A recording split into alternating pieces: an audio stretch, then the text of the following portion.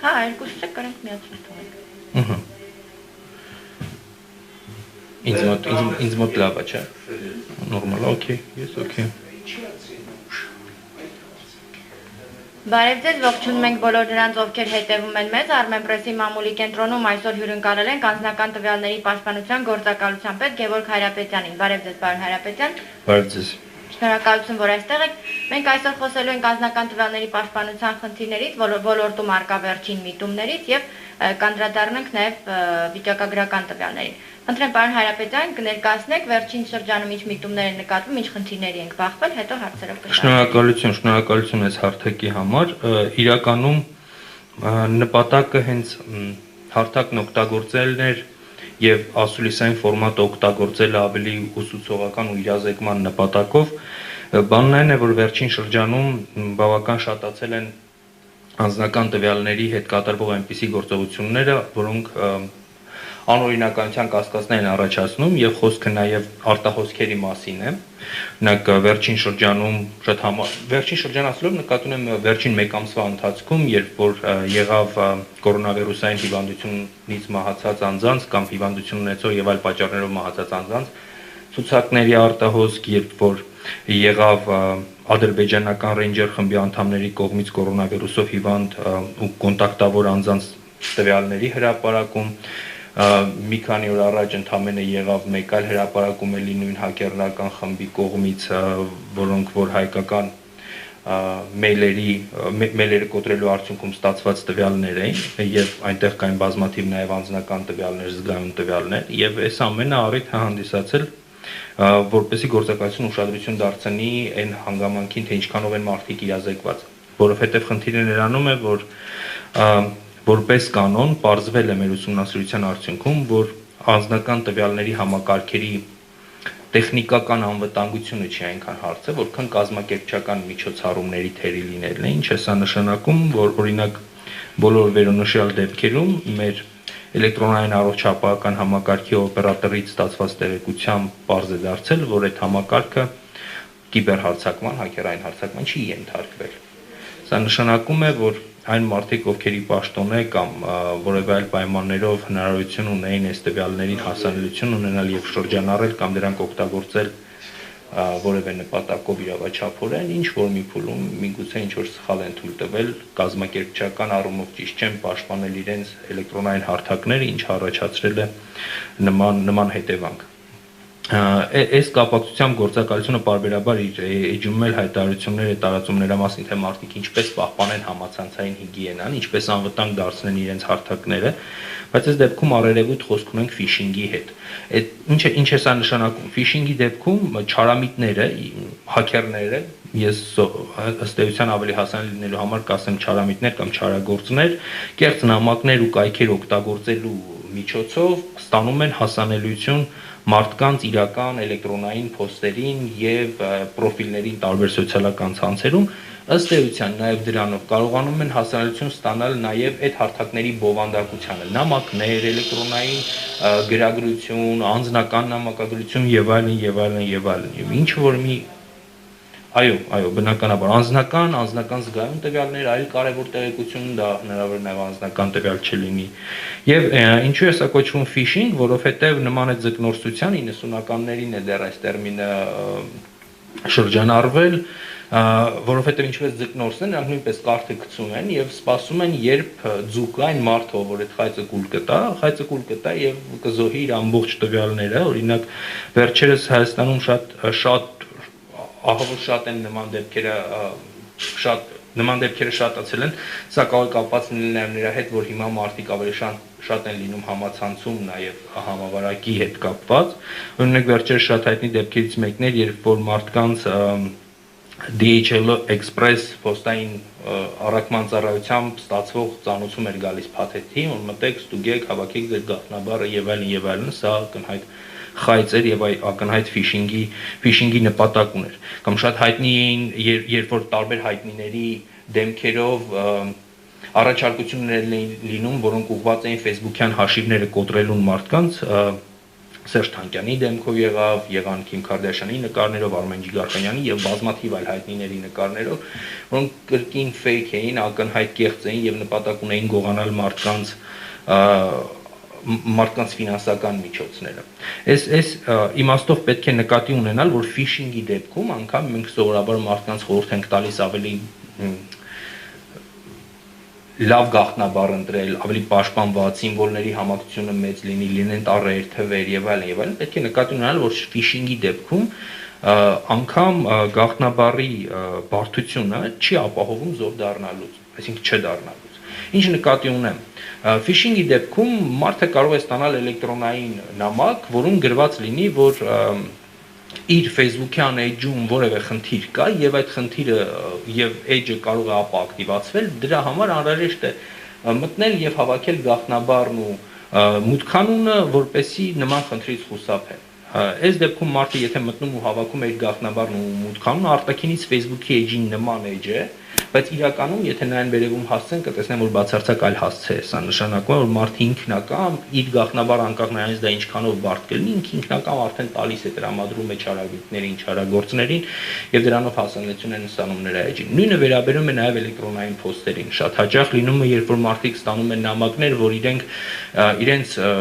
որևէ բարեկամ կամ բարեգործ կամ ինչ որ մի քեռի, ինչ որ մի պայմանական հեռավոր երկրում մահացել է եւ միլիոնների ժառանգություն է թողել, դրա համար ընդհանրապես անհրաժեշտ է անցնել այս ինչ հղմամբ կամ բացել այս ինչ կայքեջը, լրացնել տվյալներ, ուղարկել նամակ եւ այլն։ Սա նույնպես ուղղված է տվյալների գողացմանը, գաղտնաբառի գողացմանը։ Իսկ սրանով ինչ է լինում։ Մի կողմից մարդը կորցնում է իր գաղտնաբառն մուտքանունը եւ էջը, մյուս կողմից չարագործները, հաքերները հասանելիություն են ստանում այդ էջում պահվող տվյալներին։ Սա առավել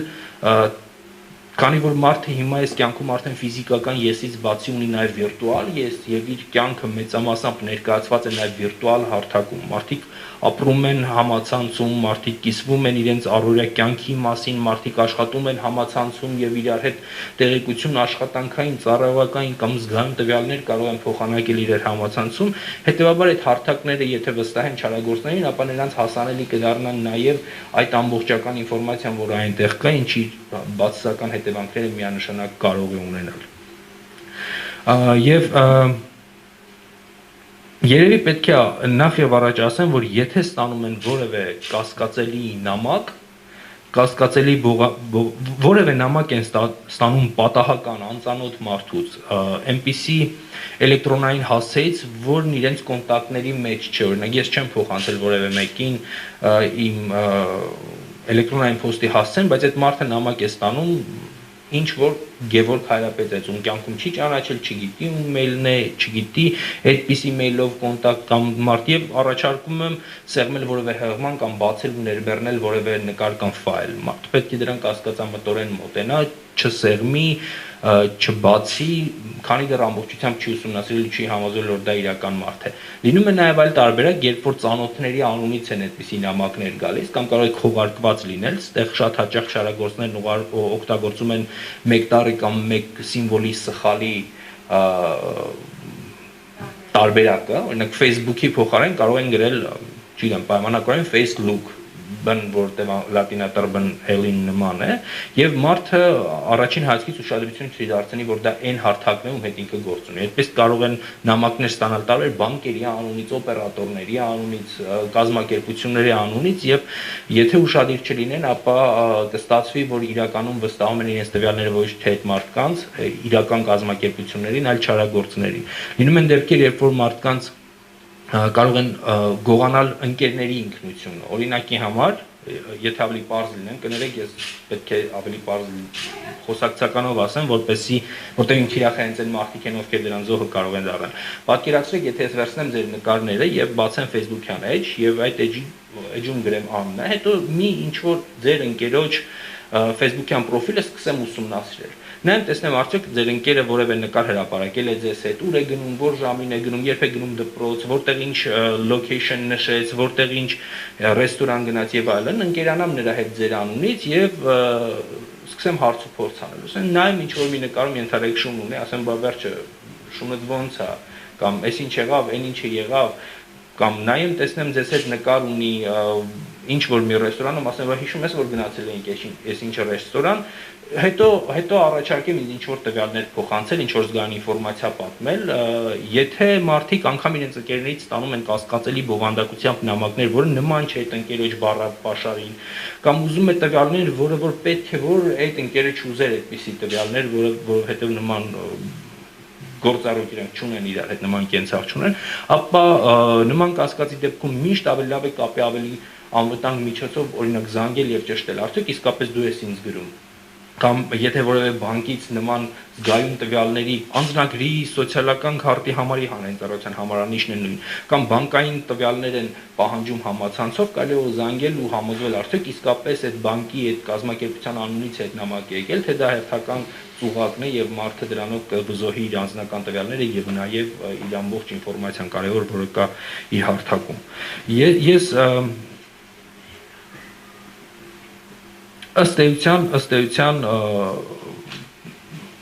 շատ երկար կարող եմ սրա մասին խոսել հիմնական կետերով անցա հիմա կպատասխանեմ նաև հարցերին որոնք հավանաբար կլինեն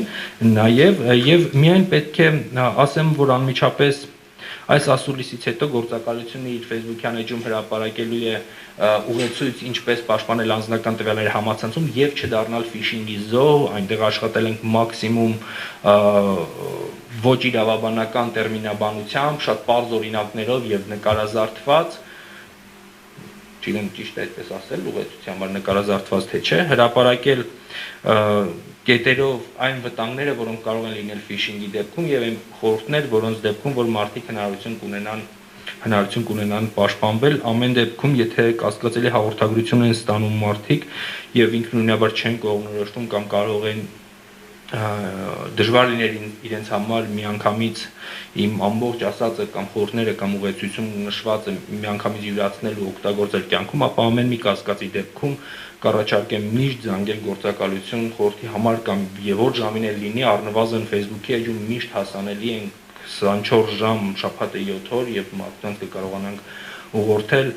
եւ հույս ունեմ նվազեցնել նման բաները։ Իսկ լավ երևի արդեն պատասխան հարցեր։ Շնորհակալություն շատ։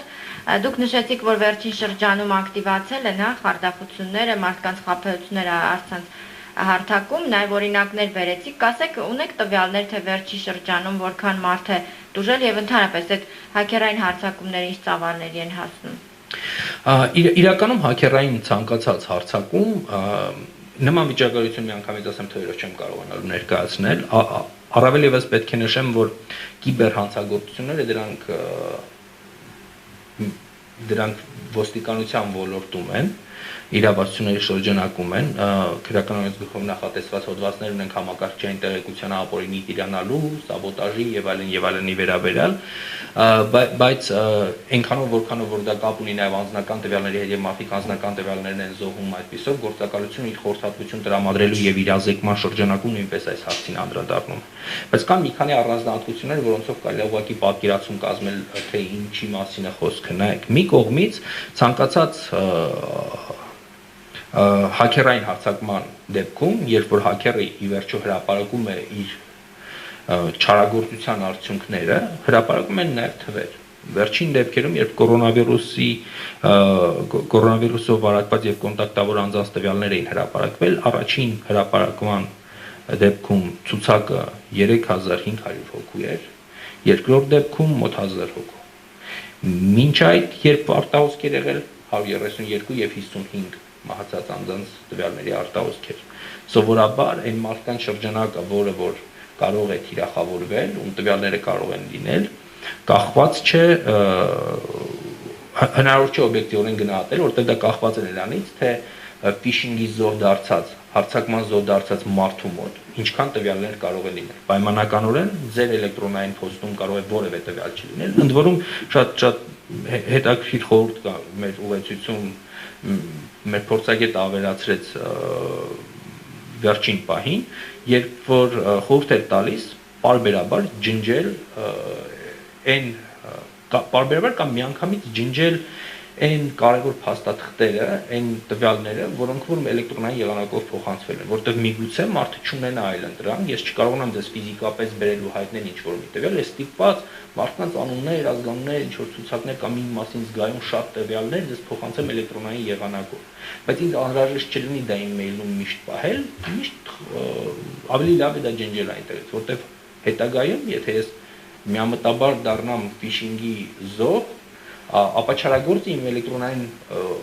մեյլերի մեջից արդեն դա չի կարողանա վերցնել եւ օգտագործել այլ նպատակով։ Հիմա եթե անդրադառնանք կոնկրետ հարցին, թե ինչ ծավալի կարող է, դա կախված է նրանից, թե մեյլը ինչպիսի բովանդակություն ունի, mailbox, այսինքն մարդու էլեկտրոնային հասցեն։ Եթե դուք ձեր էլեկտրոնային փոստում որևէ նամակ չունեք, ապա կտուժեք միայն դուք։ Իսկ եթե ես իմ էլեկտրոնային փոստում ունեմ շատ մարդկանց տվյալներ, որոնք ուղարկել եմ տարբեր մարդկանց, գրագրություններ եւ այլն, ապա այդ տարբեր մարդիկ նույնպես վտանգի տակ կլինեն, որտեղ նրանց տվյալները կներբեռնեն իմ մեյլից։ Պատկերացրեք, իմ մեյլը ուղղակի նվիրում եմ ուրիշին։ Այսինքն մոտավոր կարող ենք ասել մի քանի հազարի մասին է խոսքը։ Չէ, թիվը կարող է շատ տարբեր լինել, որովհետեւ նաեւ չգիտենք թե ինչ են հրապարակել կամ չգիտենք ինչն են կարողացել ստանալ։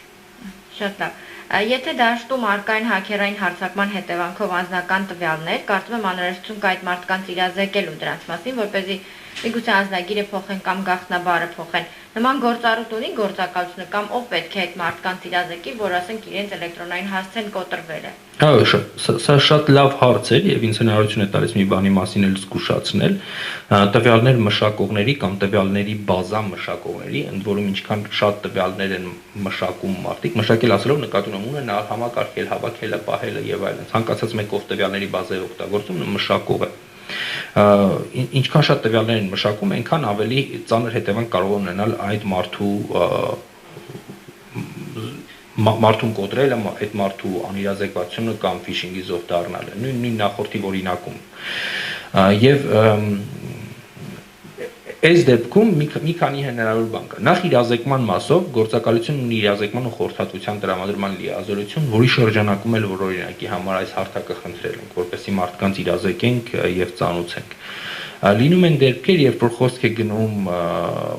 մարդկանց օրինակ անձնագրերի արտահոսքի մասին կամ որևէ դեպքում ինքնության գողության մասին, երբ մեկը մյուսի անունից հանդես է գալիս ու ողջամիտ կասկած կապ, այո, գործակալությունը իր գործառույթների շրջանակում կախված նրանից ինչպիսի գործառույթ է իրականացնում, վարույթ է իրականացնում, թե այլ ֆորմատով է ստուգում այդ տվյալների օգտագործման օրինաչափությունը, երբեմն նաև կարող է կապվել մարդկանց հետ, զգուշացնել, խորհուրդ տալ ձեռնամուխ լինել իրենց տվյալների պաշտպանությանը, միայն առաջի կիսամյակի ընթացքում առնվազն 80 գրագրություն նման գործակալություն ունեցել է, որը վերաբերել է կոնկրետ մարդկանց, անհատների կողմից հաղորդումներին, խորհուրդներ հարցնելուն, կասկածներին եւ այլն, ինչ անեն, որպես իրենց տվյալները ավելի պաշտպանված դարձնեն։ Մյուս խոսք ադրբեջանական հաքերների կողմից կոտրվել է ինչ-որ մի բազա եւ մեծ ծավալի արտահոսք կա դաշտում։ Անձնական տվյալների պաշտպանության մասին օրենք էս հարցի պատասխանը տալիս է, սա այն է ինչի համար որ շնորհակալություն հարցրեցի հարցը տվողին, որտեղ սա կարեւոր է, անձնական տվյալների մշակողը ունի պարտականություն, երբ որ հայտնաբերում է անօրինական գործողություն իր մոտ մշակվող տվյալների բազայի հետ, նա պետք է այդ մասին հայտարարություն տարածի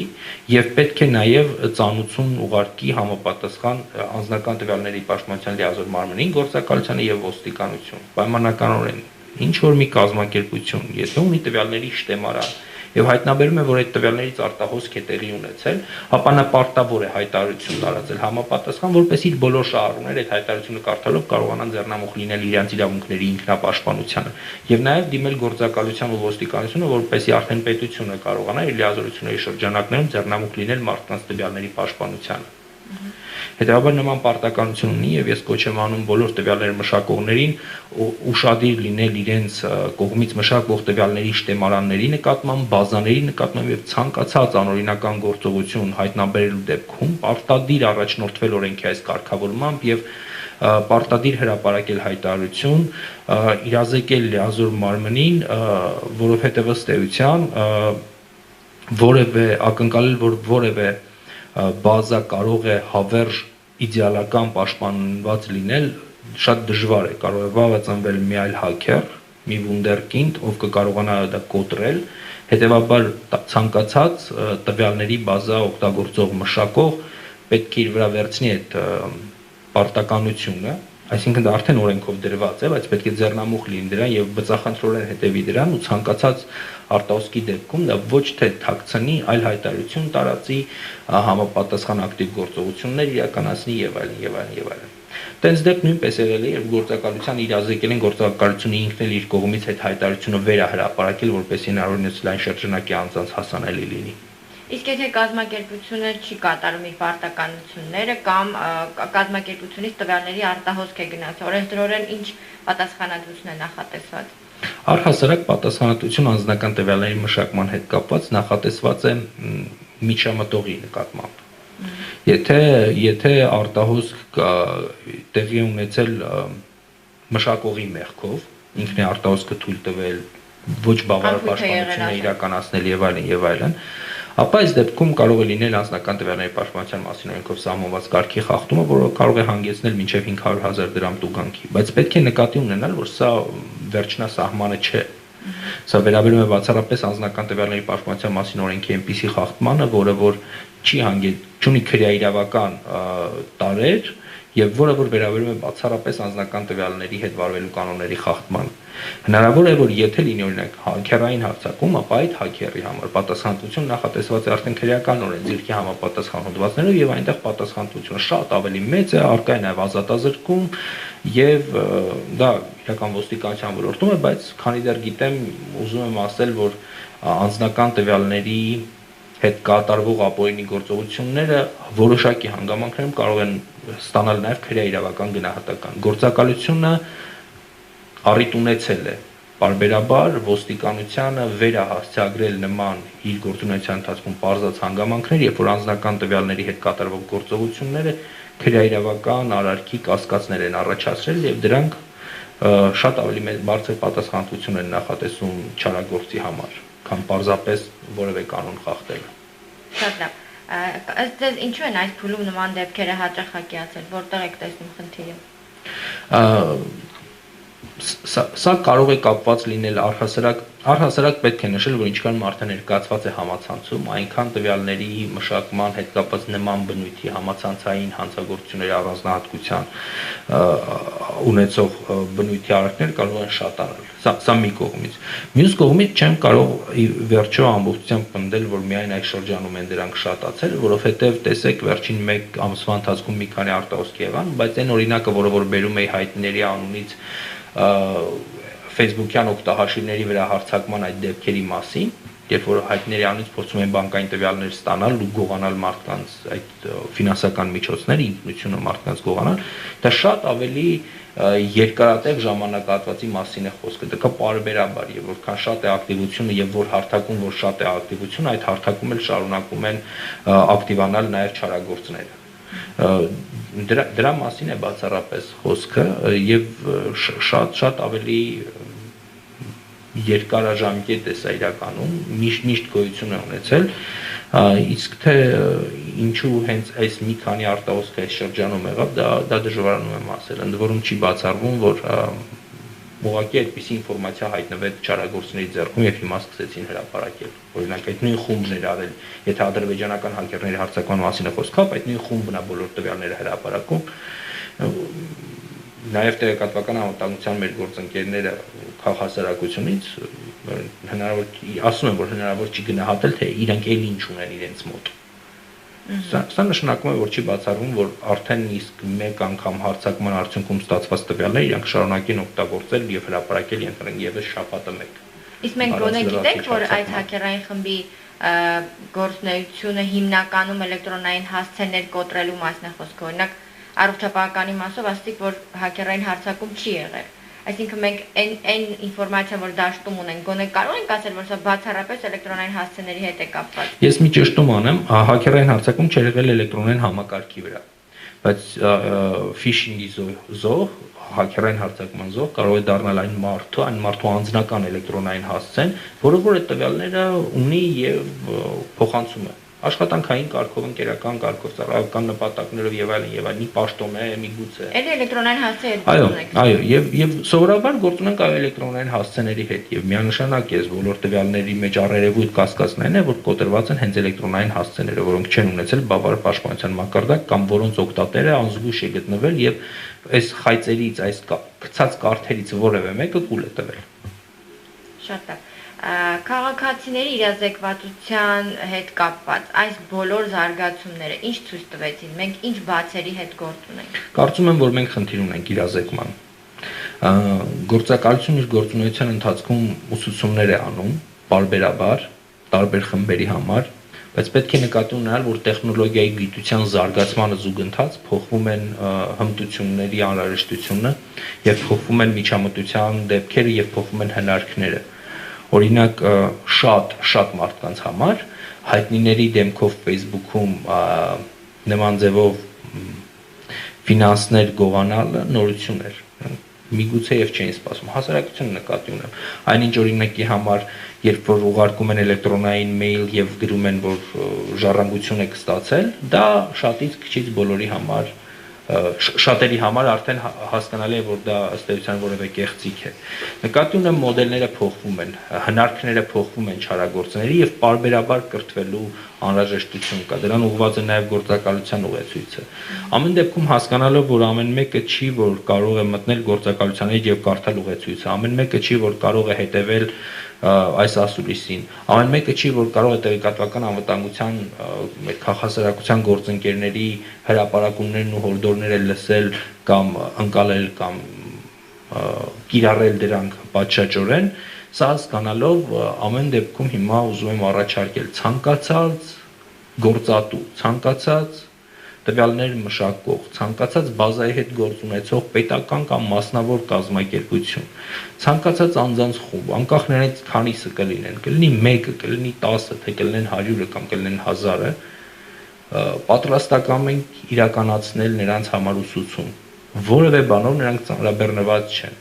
Հեռավար կարելի է ուղղակի միանալ գործակալությանը, մի քանի ժամում լսել, թե ինչու են անձնական տվյալները կարևոր, թե ինչն է անձնական տվյալների զգայունությունը եւ ինչպես պաշտպանել անձնական տվյալները համացանցում կամ համացանցից դուրս։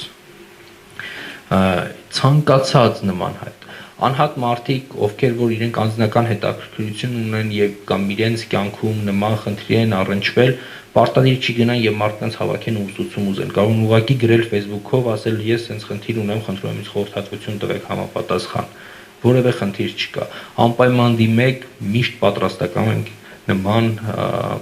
իրազեկող եւ խորհրդատվական բաներ անել։ Իսկ համակարգային խնդիրների հետ կապված ինչ անելիք ունի գործակալությունը։ Մենք հիմնականում խոսեցինք քաղաքացիների ոչ բավարար իրազեկվածության մասին, խոսեցինք տարբեր կազմակերպությունների կողմից պատշաճ կամ ոչ պատշաճ անձնական տվյալները պահելու տեսանկյունից, բայց ոլորտում կան համակարգային խնդիրներ, որոնք լուծում են պահանջում։ Ձեր անելիքը ո՞րն է այստեղ։ Անձնական տվյալների պաշտպանության գործակալության Նախ պետք է նկատի ունենալ, որ անձնական տվյալների պաշտպանությունը մեծ հաշվով հիմնվում է տնօրինչականության սկզբունքի վրա։ Ինչ է դա նշանակում։ Մարդիկ իրենք են որոշում իրենց որ անձնական տվյալները ինչպես օգտագործեն։ Ես եւ դուք ինքնուրույն ենք որոշում եւ բոլորս ինքնուրույն ենք որոշում, թե Facebook-ում ինչ նկար ներբեռնենք։ Արդյոք այդ նկարը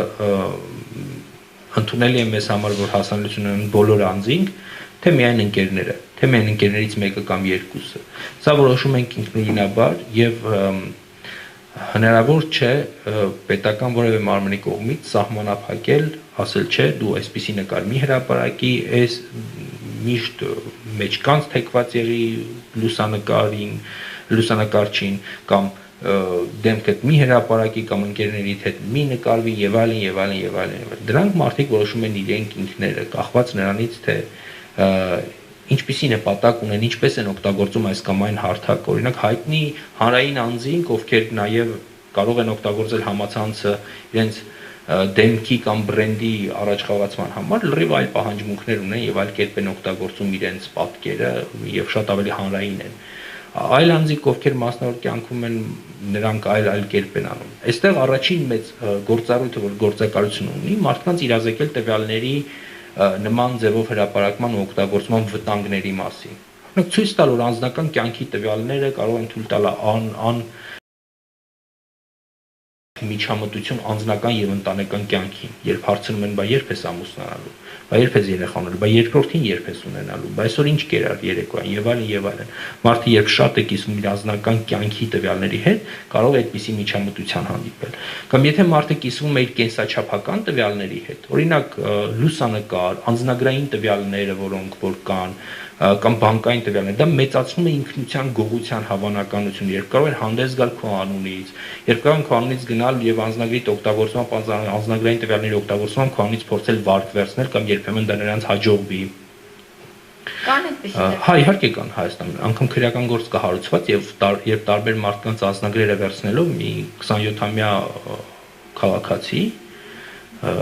վերցրել էր տարբեր մարդկանց անձնագրերն էր հավաքել Facebook-ով, եթե չեմ սխալվում, գրել էր, ասել էր մենք վարկ կտրամադրենք, կուղարկեք ձեր անձնագիրի Xerox-ը մեզ, անձնագիրը կուղարկեք, սկանավորված տարբերակ։ Ստացել էր ինքը գնացել, փորձել էր դրանով վարկ վերցնել, որոշ դեպքերում դա նրան հաջողվել էր։ Մարդիկ չհամոզվելով մինչև վերջ արդյոք իրենց անձնագիրը ուզողը իրական կազմակերպություն է թե ոչ, ճիշտ մարդ է թե ոչ, վստահել էին իրենց վերաբերել այդ զգայուն ինֆորմացիան ուրիշին ինքնական եւ այդուհետ դարձել էին ինքնության գողության զոհ։ Ինչու ինքնության գողության, որտեղ իրենց ինքնությունը գողացել էր, ուրիշը իրենց անունից էր հանդես եկել վարկ վերցնելիս։ Սա իր հերթին բերել էր այն վնասին, որը որ մարդիկ կրել են, այսինքն ստացվել է, որ իրենց անունից փող են վերցրել, իրենք ստիպված են լինելու դա փակել։ Եվ այսպիսի տվյալներ կա, առաջին մեծ գործառույթը գործակալությունը կարող է տեղեկացնել, թե ինչ ռիսկեր կան եւ խնդրել ձեռնպահ մնալ դրանից։ Կամ առնվազն հաշվի առնել, որ այն ինչ ներբեռնում եք համացանցում, այնտեղ մնում է հավերժ ըստեյության։ Երկրորդ գործառույթը դրանք արդեն սա կանխարգելիչներ, սա մեկ մեծ բլոկ եւ երկրորդը դա արդեն ըստ հետևանքների գործեր քննելն է, երբ որ մարդիկ դիմում են գործակալությանը եւ խնդրում են բարձր արդյոք իրենց տվյալները իրավաչափ են օգտագործվել, իրավաչափ են մշակվել թե ոչ, պահանջել դադարեցնել տվյալների մշակումը, ոչնչացնել եւ այլն։ Ու պետք է ասեմ, որ թե մարդիկ գնալով ավելի շատ են սկսում գործակալությանը դիմել, ամեն տարի ըստ էության վարույթները 50%-ով ավելի շատանում են, քան նախորդ տարի, երբեմն նաև կրկնապատկվում։ Այս կիսամյակում քանի դեպք եք ունեցել։ 30, չէ ներողություն, կիսամյակում ավարտված, մենք հիմա ունենք արդեն իսկ հարուցված 15 վարույթ։ Ինչ դեպքեր են կապված 15։ Տարբեր, շատ տարբեր։ Մարդիկ անձնապես դիմում են եւ իրենց անձնական տվյալների մշակման օրինաչափություններն են ուզում ստուգել, նաեւ գործողություններ ունեն կապված նաեւ այս արտահոսքերի հետ։ Նաեւ արտահոսքերի հետ, այո։ Բայց պետք է ասեմ, որ օրինակի համար 2019-ին ավելի շատ վարույթ է եղել 83 վարույթ, քան 16-ին, 17-ին, 18-ին միասին վերցրած։ Շատ է։ Եվ վերջին հարցը Մարիամ Մելքումյան Շաբաթայեմից հարցնում է պարոն Հայրապետյան, համացանցում հաճախ կարելի է հանդիպել սոցիալապես խոցելի խմբերի հայտարարությունների, որոնք երեխայի լուսանկարը եւ այլ անձնական տվյալները հրապարակելով օգնություն են խնդրում քաղաքացիներից։ Հետագայում երեխային կարող են ծաղրել իր շրջապատում կամ երեխան խնդիրներ ունենալ։ Արդյոք պետությունը որևէ կերպ վերահսկում է այս գործընթացը, հաշվի առնելով, որ անձնական տվյալներ են հրապարակվում։ Այո, սա որոշակիորեն փոխկապակցված է նախորդ հարցին տրված իմ պատասխանի հետ, մարդը ինքն է որոշում իր մասին ինչ տվյալներ հրապարակի։ Պետք է նկատի ունենալ, որ այս դեպքում խոսք գնում է երեխայի մասին, ում տվյալների մշակման համաձայնությունը տալիս են ծնողները։ Գործակալությունը սա գործակալության համար ամենաուշադրության արժանի ու ցավոտ թեմաներից մեկն է եղել երեխաների տվյալների պաշտպանություն ու դրան անդրադարձել են միանգամից եւ մի խորհրդատվական որոշմամբ եւ երկու ուղեցույցով, վերջինը UNICEF-ի աջակցությամբ հրապարակվել է անցած տարեսկզբին։ Այս դեպքում էական եւ կարեւոր է համաչափությունը, արդյոք այնպիսի տվյալներ են հրապարակված երեխայի մասին, որոնք հնարավորություն կտան հետագայում տարիներ անց ճշգրտորեն նույնականացնել պարբերաբար գործակալությունը կամ նման բարեգործություն իրականացնող անձիկ ու կազմակերպություններն են դիմում գործակալությանը շատ հաճախ նաեւ ուսուցումների համար կամ նաեւ խորհրդատվության համար, թե ինչպես կազմակերպեն այդ գործընթացը, որպեսզի հետագայում նվազագույնի հասցնեն կամ բացառեն միջամտությունը բացասական երեխայի անձնական կյանքին եւ որոշ դեպքերում էլ գործակալությունը ինքը երբ տեսնում է, որ անհամարժեք շատ կամ նպատակին չծառայող տվյալներ են հրապարակվել, որոնք կարող են վտանգել երեխաների անձնական կյանքը հետագայում, ապա ինքն իր նախաձեռնությամբ է դիմում ըստ էության որպես կանոն որևէ մեկը դեռևս չի համարել, որ գործակալությունը սխալ խորհուրդ է տալիս եւ լսել են ու համագործակցել են, ինչը շատ լավ է։ Ամեն դեպքում պետք է նկատի ունենալ, որ անձնական տվյալը ինքնին գաղտնիք չէ, այսինքն մարդը կարող է նկար հրապարակել, ծնողը կարող է համաձայնությունը տալ եւ երեխայի կյանքի ու առողջության պաշտպանության համար օրինակ հրապարակել երեխայի նկարները, բայց դա պետք է լինի համաչափ, սահմանված նպատակի համար պիտանի անհրաժեշտ ու չափավոր, այն նվազագույն ժամկետով, որ անհրաժեշտ է այդ նպատակին հասնելու համար։ Հրապարակել երեխայի վերաբերյալ այլ լրացուցիչ տեղեկություններ, անձնագրային տվյալներ, խիստ նույնականացնող տվյալները շատ դեպքերում խնդրալույց է։ Շնորհակալություն շատ։ Ձեզ էլ շնորհակալություն ու երևի վերջում նորից խնդրեմ գոչ անեմ անպայման ծանոթացեք ուղեցույցին, ուշադիր եղեք էլեկտրոնային փոստերին, մի վստահեք